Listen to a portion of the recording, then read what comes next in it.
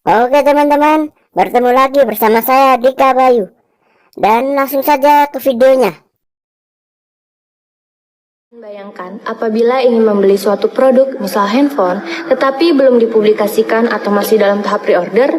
Bagaimana jika kalian ingin membeli suatu produk tapi tidak tahu bentuk fisik dan spek dari handphone tersebut? Atau bagaimana jika kalian sudah mengetahui spek dari handphone tersebut, namun tidak tahu bentuk fisiknya seperti apa? Tentunya hal ini akan membuat kalian ragu, bukan? Oleh karena itu, banyak perusahaan gadget yang terlebih dahulu membuat prototipe suatu produk tersebut sebelum dipasarkan. Apa sih prototipe itu? Prototipe berasal dari bahasa Latin proto yang berarti asli dan typus berarti bentuk atau model. Biasanya di Indonesia disebut purwarupa. Prototipe adalah suatu produk atau sistem informasi yang biasanya dibangun untuk tujuan demonstrasi atau sebagai bagian dari proses pembangunan.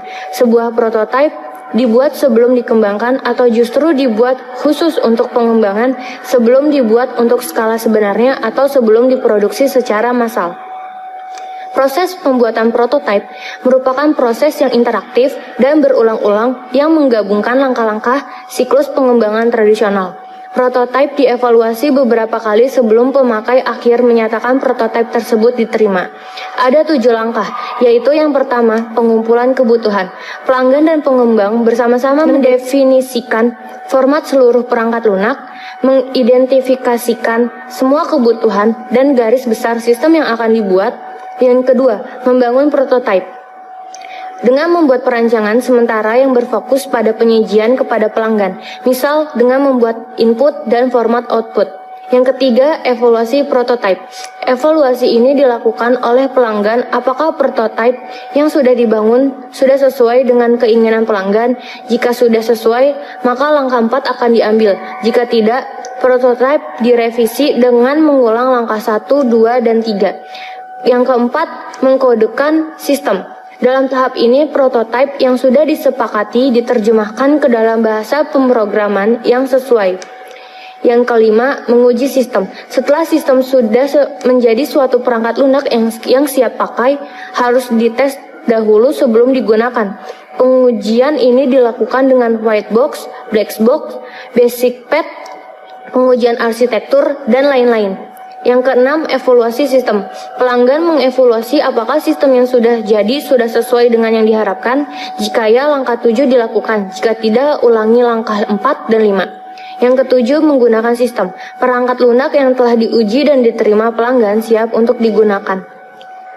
Model pengembangan memiliki beberapa kelebihan. Di antaranya, yang pertama, adanya komunikasi yang baik antara pengembang dan pelanggan.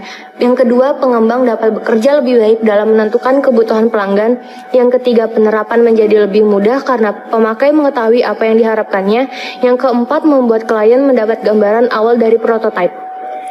Selain kelebihan, ada juga kelemahan dari metode prototipe, yaitu pelanggan tidak melihat bahwa perangkat lunak belum mencerminkan kualitas perangkat lunak secara keseluruhan dan belum memikirkan pemeliharaan dalam jangka waktu yang lama. Oleh karena itu, metode prototipe sangat diperlukan dalam metode pengembangan sistem informasi untuk menghindari kesalahan dari hasil akhir sebuah produk sebelum diproduksi secara massal dan dipasarkan.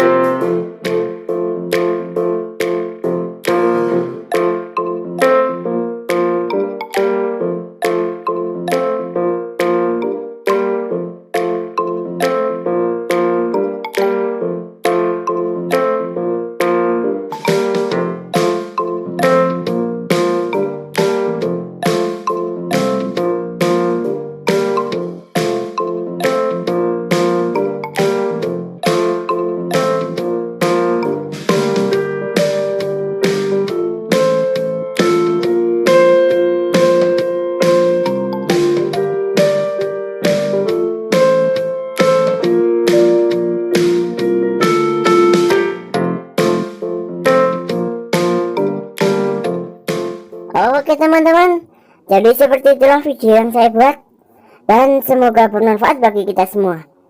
Saya Dika Bayu, sekian dan terima kasih.